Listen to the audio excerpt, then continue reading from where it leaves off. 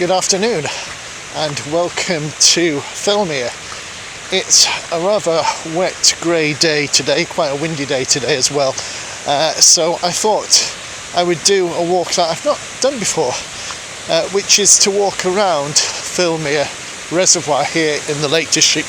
I've done parts of this walk before, but I've never been all the way around, so I'm hoping I'll be able to get round the whole of the lake, whole of the reservoir, because part of the route has been closed off in the past by United Utilities because of risk of trees coming down and so forth, but the path has been reopened, or at least was reopened, so let's see if we can get round.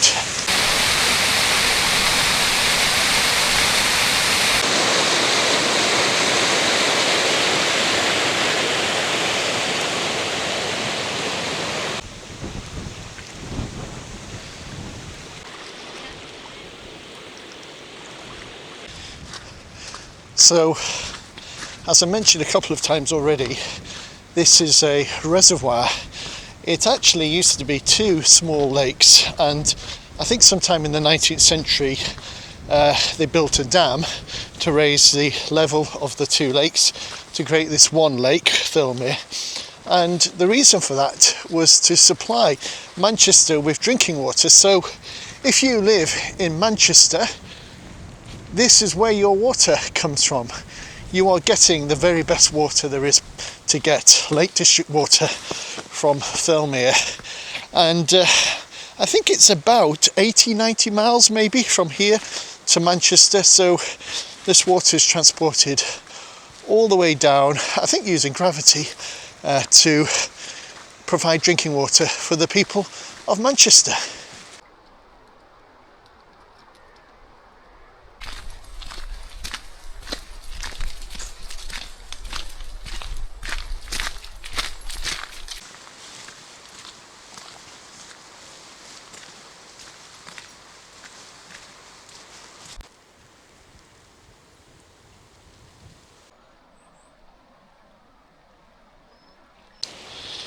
So we've had quite a lot of problems with what's called fly camping here in the Lake District, which is illegal, and you can see it's happened here. You can see someone's had a fire, damaged the ground, which will take years and years and years to repair, but also you've got these trees here that someone has chopped down, presumably for firewood. So really damaging, really destructive. So fly camping is different to wild camping. Generally speaking, wild camping is acceptable in the Lake District as long as you follow the rules, which is that you arrive late, you leave early, and you leave no trace. Wild camping also, you should be above the highest wall. So the idea of wild camping is you're high up on the fell side. Fly camping, in contrast, is when people parking close to where they're camping, they're taking all their camping equipment out, stove, you name it, camping often next to a lake or in a low level area where they shouldn't camp, and quite often leaving a lot of damage, so leaving their rubbish, sometimes leaving their camping equipment, and chopping down trees, basically really damaging the environment. And there is a growing campaign at the moment here in Cumbria to make fly camping illegal and to ban it across the county. And I, for one, would certainly welcome that. But those that are wild camping, protecting the environment, following the rules, that's absolutely fine. Unfortunately, probably like lots of things, it's the minority spoiling it for the majority.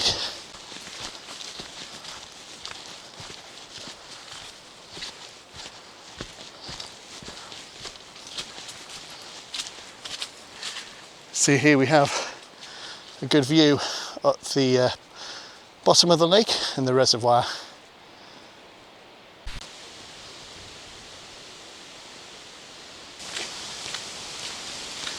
So here we have the dam.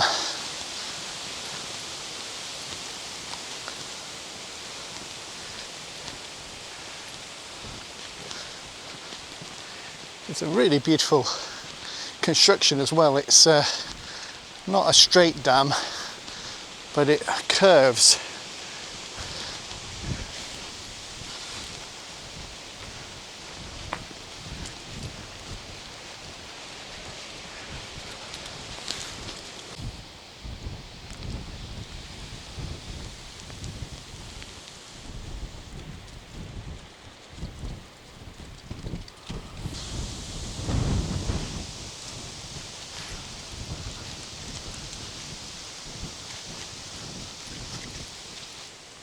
So here we have a plaque commemorating the laying of the first stone of this embankment on the 22nd of August 1890.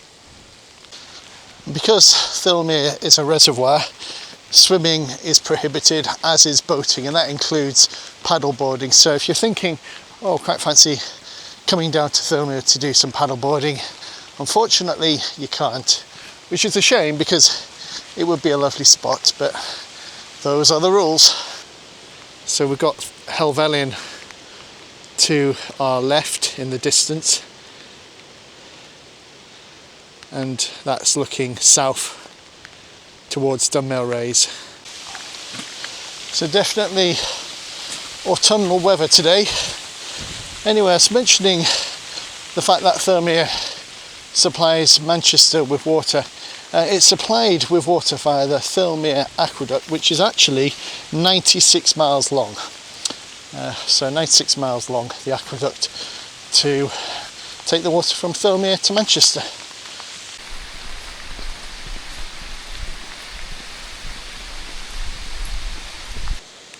There we have another good view of the dam. That's the northern end of Thirlmere. So Thirlmere is a lake or reservoir that many visitors to the Lake District will pass because the A591 runs alongside it. That's the road that links Ambleside to Keswick, so right through the heart of the Lake District. So if you visited the lakes, you're likely to have driven past Thirlmere, but it's one of those lakes that people tend to sort of drive past rather than to stop and actually enjoy and admire. I used to live in Windermere. My parents lived in West Cumbria, so I used to travel along the A591 all the time. And so I've driven past Thirlmere hundreds of times, but again, not a place I've tended to stop at very often. But it is a lovely lake, and if you're looking for a low-level round walk, which is not too difficult, then I recommend this one. Definitely one to do, and it's pretty quiet as well. Not many people doing this walk, although admittedly the weather isn't so great today. So on this side of the lake you do have two options. You could follow the road, which is just above me, about 20 feet to my right, and it's a very quiet road, so not much traffic. Or if you prefer, you can follow this permissive path, which is what I'm doing at the moment. Get some nice views from over here as well.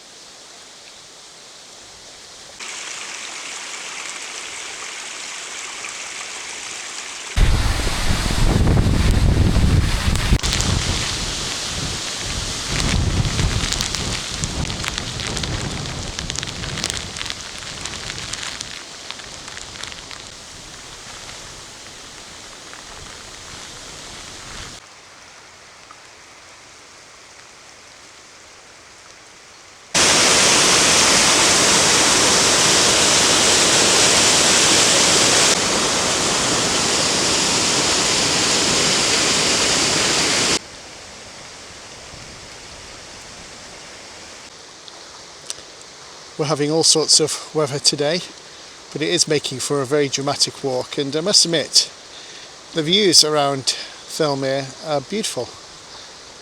Why have I not done this walk before?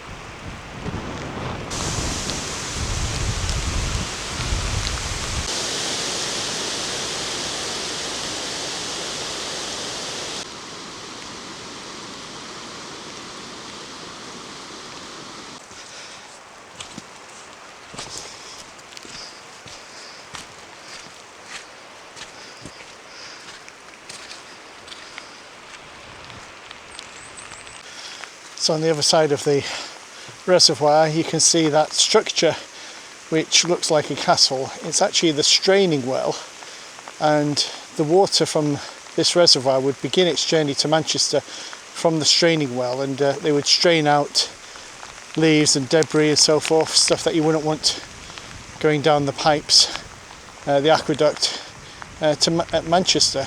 And apparently it takes 36 hours from the water to leave this point of the lake and to reach Manchester. Anyway, that's the southern end of the lake, so we're going to walk around there and then back along the other side of the lake through the woods back towards the car.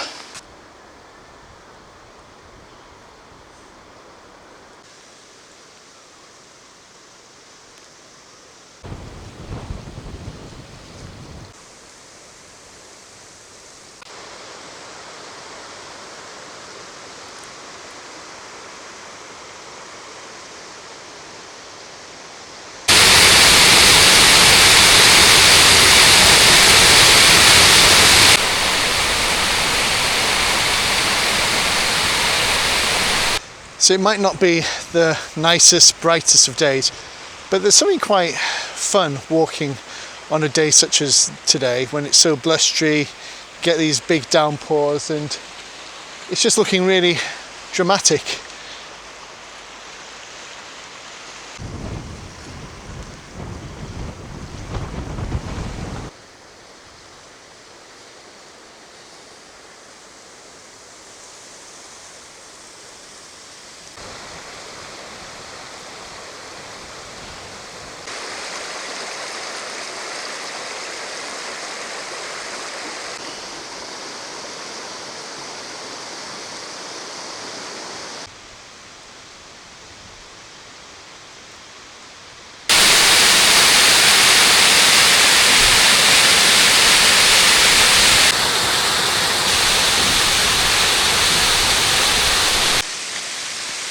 So as you probably can tell, I'm beginning to lose the light, so probably in another half hour or so it'll be getting dark. But just seeing something a bit weird in the woods. I could have sworn I saw something in the path ahead of me. A black figure seemed to dive into the undergrowth, and when I walked past the spot where I'd seen it, I'm sure I saw a shadow down there. So I must admit I was slightly freaked out. Not entirely sure what it was. Pretty convinced I saw something, but have no idea what it was. Anyway, probably that's a good reason to get back to the car. So thank you for joining me on this walk. I hope you've enjoyed it, and if you have, please do like and subscribe, and until next time, take care and God bless.